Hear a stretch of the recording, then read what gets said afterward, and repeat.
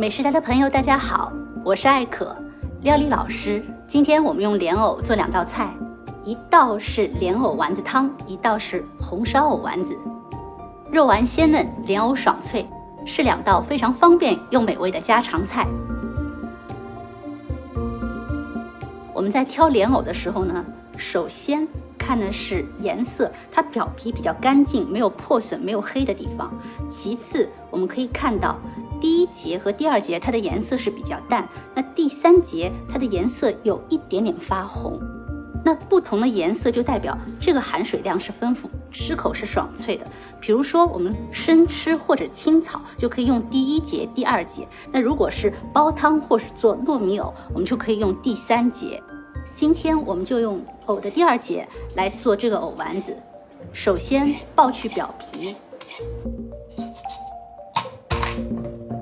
拍碎，再切成米粒状备用。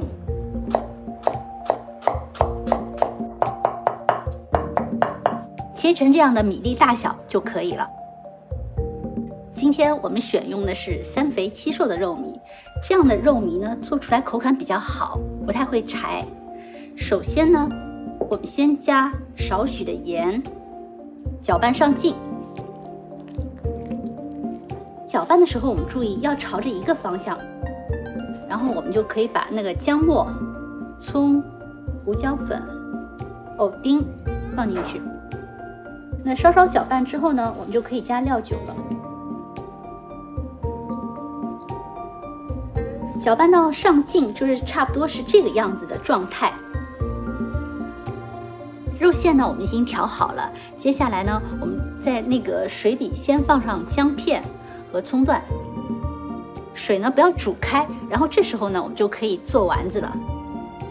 舀1勺肉馅，然后呢放在手中摔打，使它更紧实一些。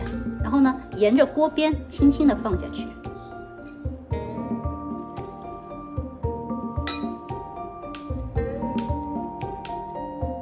水呢不要煮开，就这样子微微有一点点沸腾的样子，这样丸子下去呢，它不会散开。丸子入锅之后呢，我们就保持微沸的状态，然后盖上锅盖，留1丝缝。我们的盖子留1条缝的目的呢，就是为了防止里面温度过高，丸子破裂。这样的状态呢，焐20分钟左右就可以了。丸子煮熟后呢，我们就可以加青菜了。然后呢，放少许盐，放一些菌类。这里面放的蔬菜呢，我们可以根据自己的喜好来放。好，这个汤我们就做好了。接下来呢，我们来做第2道菜——红烧藕丸子。在做藕丸子之前呢，我们先要把这个藕丸子炸一下，还是跟刚刚的操作一样，把这个丸子呢摔打成团。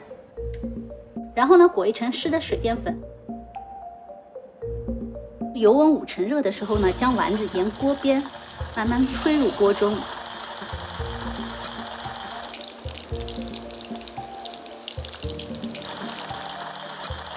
炸到表面金黄定型就可以了。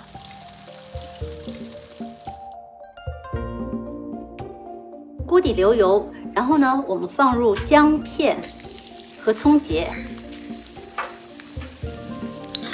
稍微煸炒一下，然后我们就可以把肉丸放进来。